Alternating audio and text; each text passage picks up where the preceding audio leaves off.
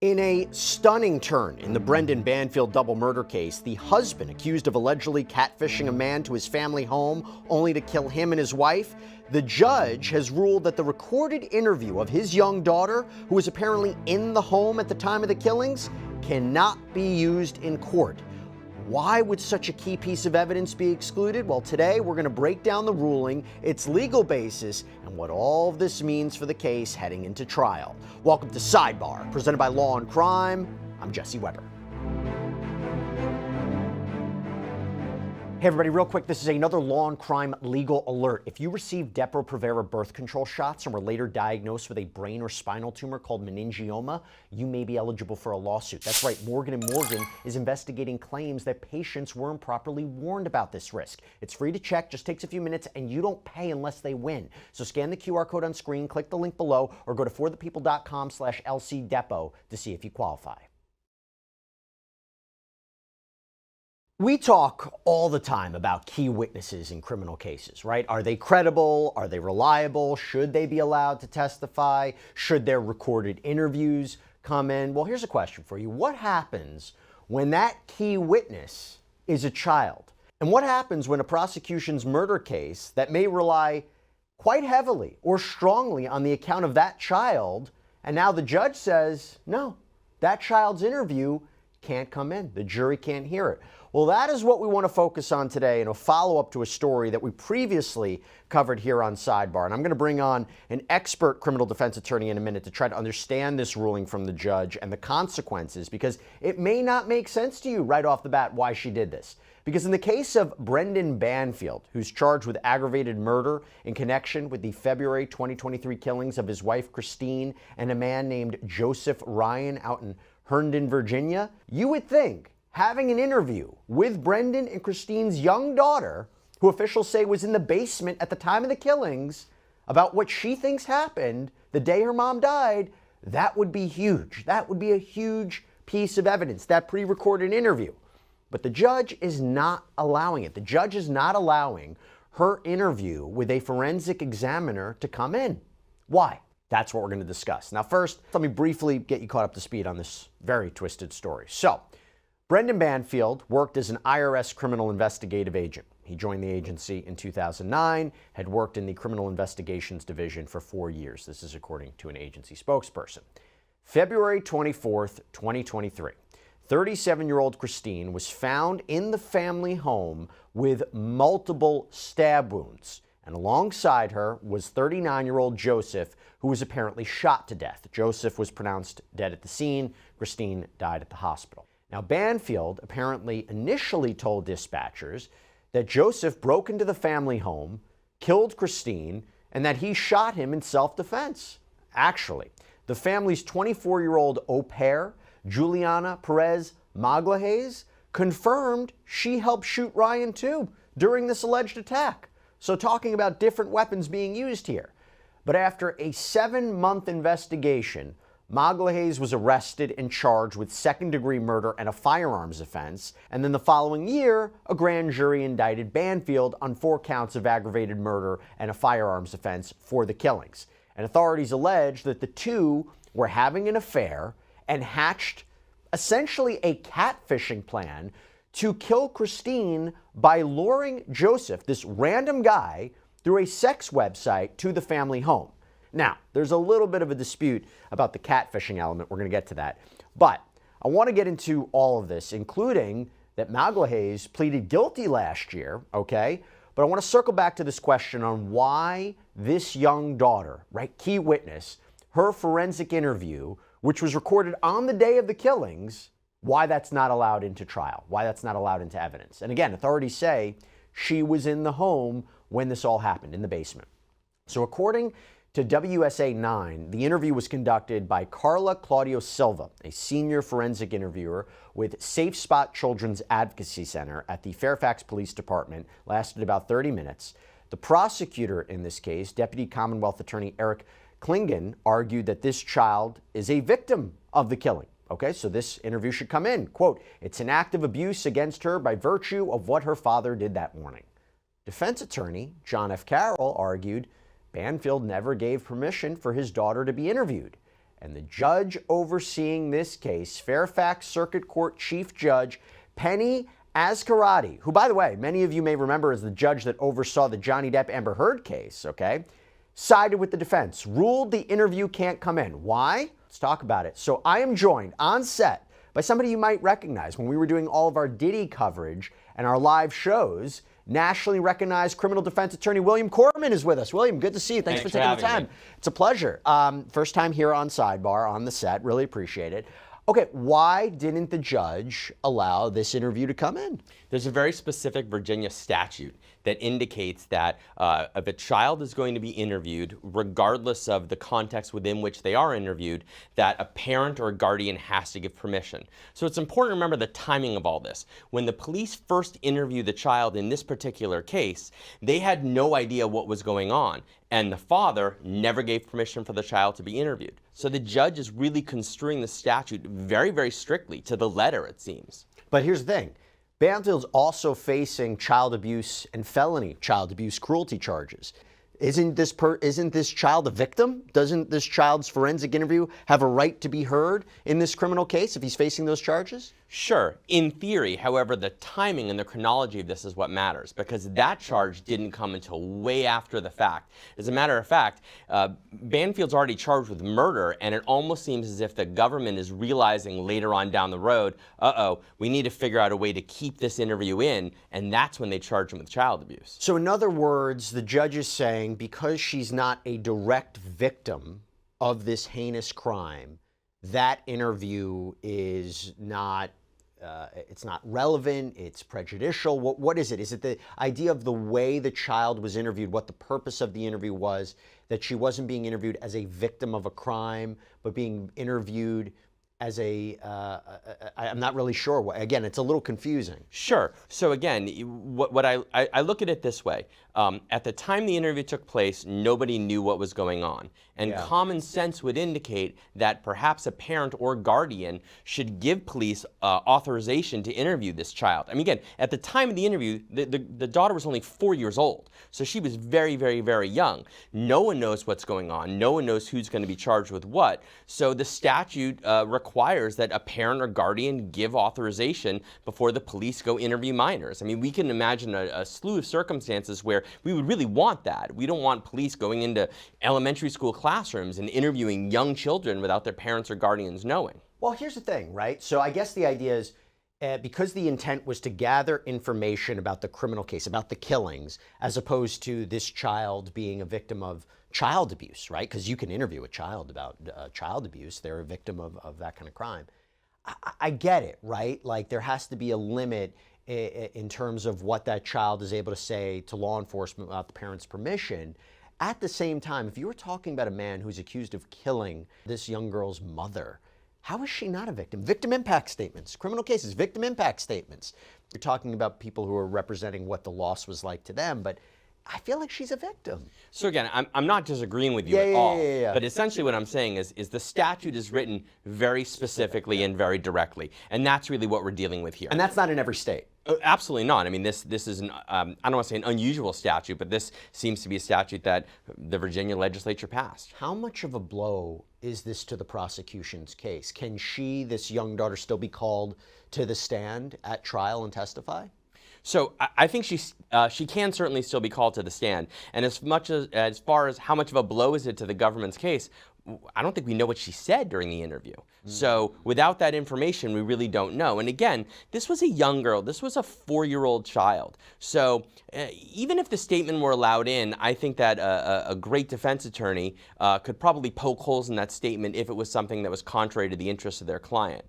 But what they should have done is shortly after the interview, when they began to realize what was going on, perhaps they should have petitioned the court to have a guardian appointed and then interviewed the child. There were steps along the way that it seems to me, at least, they could have taken to remedy the situation they found themselves in, and it appears they didn't do any of that. You mean have a guardian appointed and the guardian give permission? Correct. That's something that could have been done? I believe so. Okay, so here's the thing.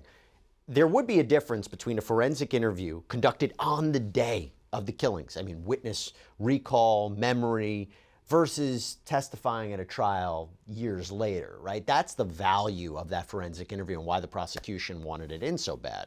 Absolutely. But again, they could have filed some petitions with the court when they were trying to figure out exactly what was going on, who the defendants were, what was really going on, and then ask the court to appoint a guardian. That could have happened much, much earlier. There's a lot of interesting points about this case, besides the fact the daughter's forensic interview apparently not coming in. So Judge Ascarati also denied the defense's motion on Friday to have the prosecutor in this case, Prosecutor Klingon, removed from the case and for the indictment to be dropped against Banfield. And the argument was from the defense that Klingon improperly guided the co-defendant in this case, Magalhaes, through an interview. And the judge denied these motions, so the indictment stands and the prosecutor's going to stay on the case. But I want to talk for a second about her. She ended up pleading guilty to manslaughter last year, and she reportedly provided a proffer and was interviewed by Klingon. Now, William, first of all, Magalhaes, this co-defendant, this au pair, is it unusual to you that this would happen? In the sense that, is it unusual that you have a co-defendant who would ultimately plead guilty to a lesser charge, possibly going to be a key witness at the trial of Banfield? It's not unusual to you that we're seeing a deal like this or pleading guilty like this? Not at all. It happens all the time. It happens all the time. So, she's much younger. She probably is going to say that she was coerced into this by him. She obviously accepted responsibility. She took a plea. She took a plea to a serious charge. But the fact that she, in exchange for a lesser charge, is willing to testify against her I assume lover. she is. I assume she is. I think it's safe to assume if she gave a proffer that inevitably she's going to testify. Here's where it gets confusing, okay? So her proffer confirmed this catfishing theory that I mentioned before, confirmed the affair, confirmed that she helped to commit the killings, and apparently, or participated or helped in some way or facilitated in some way. Now, apparently, she even wrote in a message to her mother while she's been locked up in jail, quote, "I'm just so upset and heartbroken for doing this to Brendan. I love him and he loves me too, I have no doubts, but it's the right thing to do. For you, I want to be with you again." Interesting. It is being reported that not everyone may be on board with the catfishing theory of the killings despite her proffer, because apparently you have a police digital forensics examiner who looked at multiple devices and testified that Christine Banfield was actually looking to have an affair with Joseph Ryan.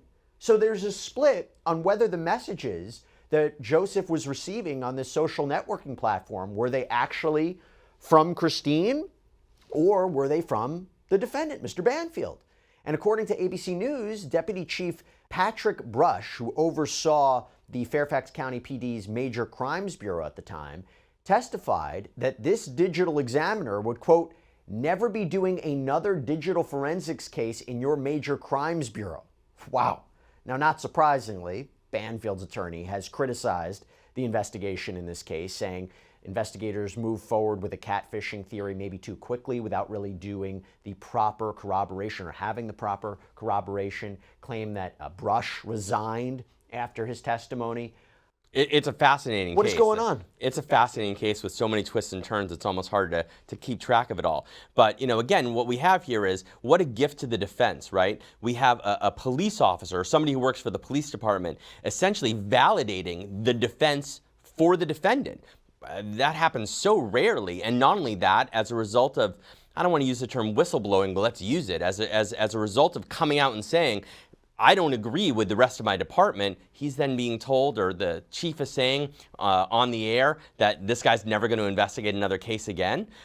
It's fascinating. I mean, talk about twists and turns. Yeah, because the catfishing theory is important to the case to establish why Ryan was maybe allegedly lured there and the motivation for the killings, or what they wanted to stage it to look like, right? That's the idea, staging it to look like he came in and Banfield was protecting his wife or trying to act in self-defense. I mean, that's the allegation from the prosecutors. I will tell you, it's interesting.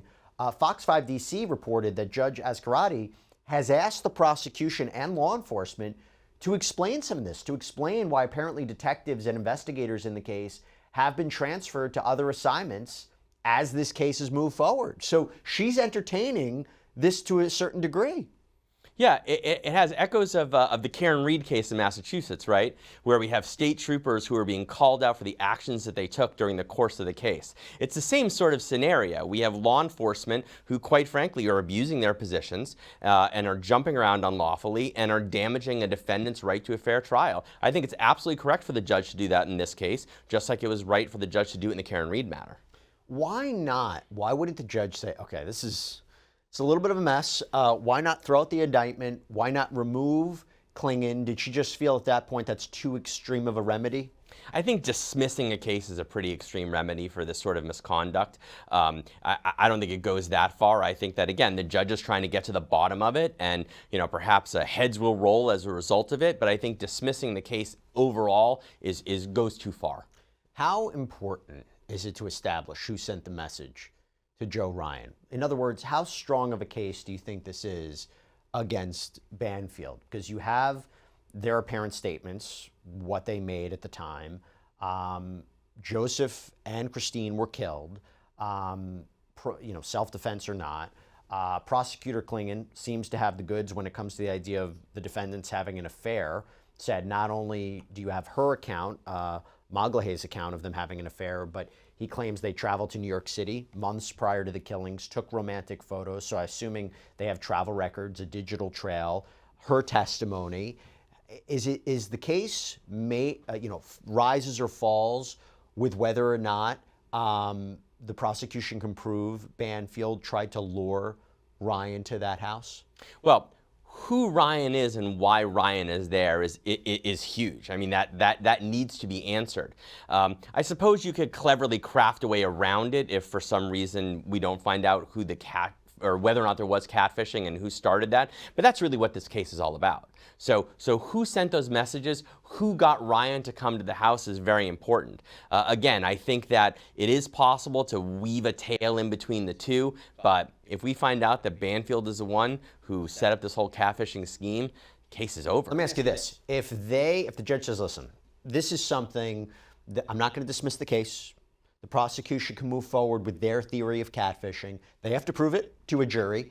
Can the defense call all of these investigators, the digital forensics examiner, have a kind of a mini trial within the trial to talk about what was going on in the police department?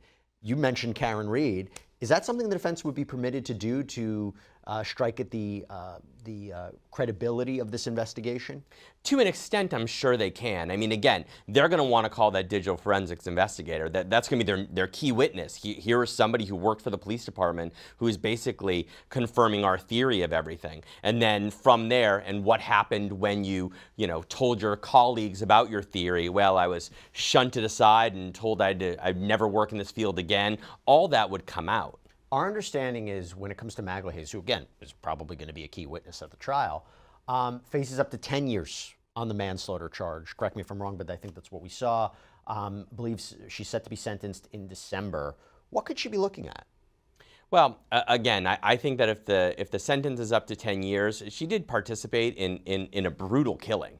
In some way. In some fashion. I mean, she's admitted, my understanding is she's admitted to shooting Ryan, so she did participate in some way. I mean, she shot the guy. I don't think there's any allegations that she took part in the killing of Christine, but nevertheless, I think that she's facing a significant sentence. And again, in a situation like this, a 10-year sentence, some would argue that that's significant, some would argue it's not enough, but if all she gets is a 10-year sentence for her participation in essentially a brutal double murder, I think that that's what's going to happen. And his trial is scheduled for October, faces life in prison if he's convicted. So there's a lot of moving parts, a lot that could ultimately happen, but we'll see. We'll keep a careful eye on it. William Korman, thanks for coming on here on Sidebar and coming into studio. Appreciate it. Thanks for having me. Good seeing you. You too. And that's all we have for you right now here on Sidebar. Everybody, thank you so much for joining us. And as always, please subscribe on YouTube, Apple Podcasts, Spotify, wherever you should get your podcasts.